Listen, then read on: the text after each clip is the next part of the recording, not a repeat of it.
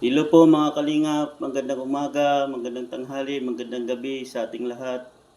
For today's video, magbibigay po tayo ng reaksyon patungkol sa live ni Kalingap Ido kagabi na kung saan tila may nangyaring di maganda sa IDC mga kalingap. Sobrang lungkot ni Kalingap Ido. Ano nga ba talagang nangyari? Ang sabi niya, abangan na lang kay Kalingap Rob. Pero bagong lahat ng yan, huwag po natin kalimutan suportahan ang Kalingap, lalo na si Kuya Bal, Ate Idna at Kalingap Rob. So yun nga guys, no, yung live ni Kalingap Ido kagabi. Kitang-kita naman sa kilos at mga galaw ni Kalingap Ido, no. Sobrang lungkot niya at saka hindi siya mapakali. Ano kaya ang nangyari? Ang sabi niya, abangan na lang natin sa kay Kalingap Rob. Tsaka si Kalingap Rob, doon sa live ni Dr. Love, yung comment ni Kalingap Rob, nakakabahala eh. Para maintindihan natin mga Kalingap, panoorin po muna natin to.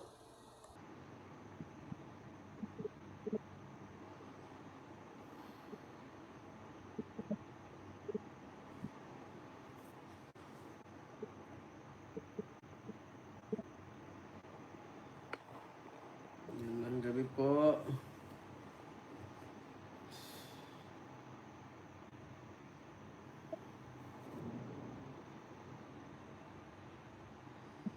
Pasok po.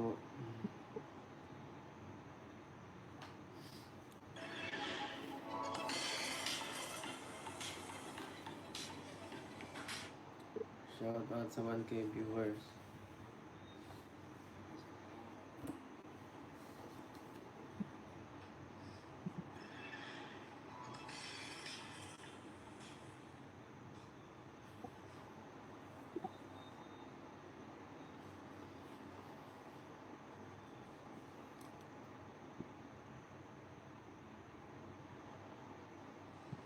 Lang upload kanina. Pasensya na po, naabutan tayo kanina ng hapon.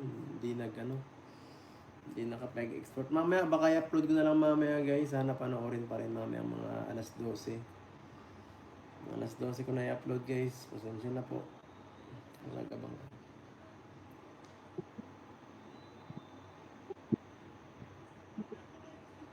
guys. Grabe.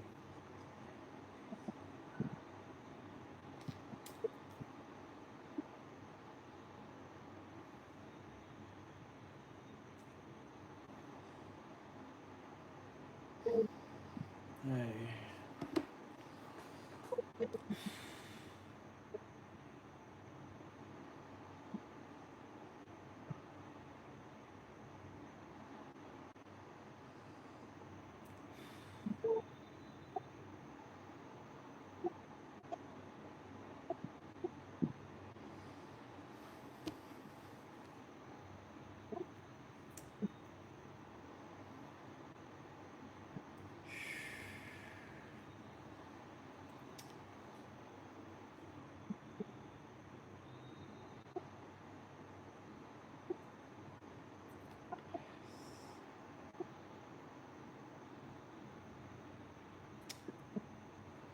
Ay,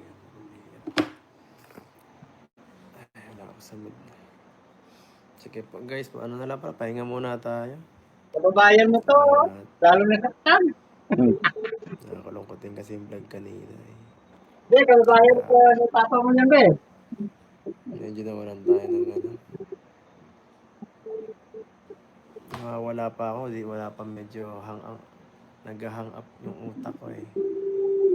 Hindi ko alam kung anong sabihin ko ngayon. Hindi ko na lang muna sabihin, hindi ko na muna spoil. Panoorin nyo na lang sa vlog ni Kalingap Rob guys. Sige po. At doon nyo na lang po guys abangan. Pasensya na. Sige po. Paalam po. Bukas na lang tayo mag-live. Or sunod na araw. So yun nga guys, no, napanood nyo naman, kita naman ng si Ido, no, napakalungkot.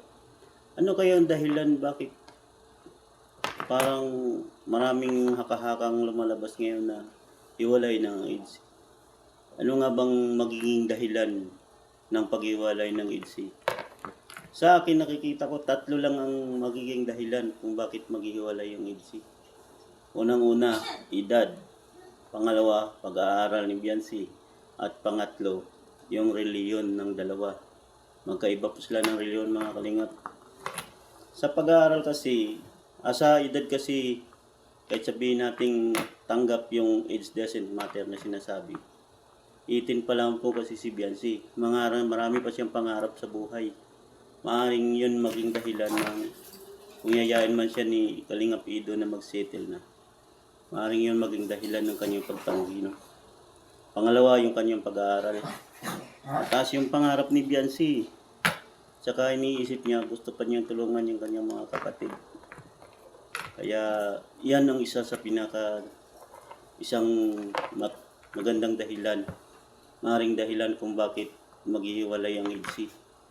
At ang pangatlo, ang pinakamalaki talaga, yung reliyon nila.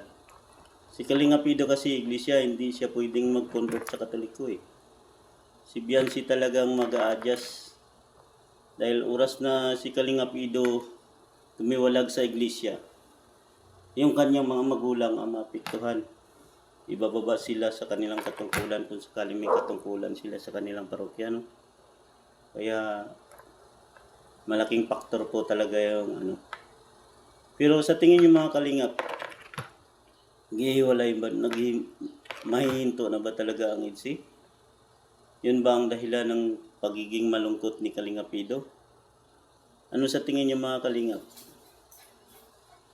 Pero in the other side mga kalingap, tingnan natin magandang yung pagmamahalan ng EDSI. Huwag po tayong maniwala na maghihiwalay ng EDSI.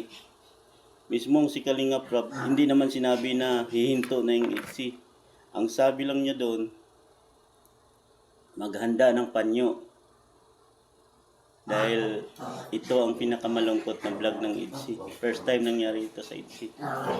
Kaya tiwala lang tayo mga kalingap. Hanggang dito lang muna mga kalingap. Hanggang sa muli. Salamat po sa patuloy na pagsuporta. Bye-bye!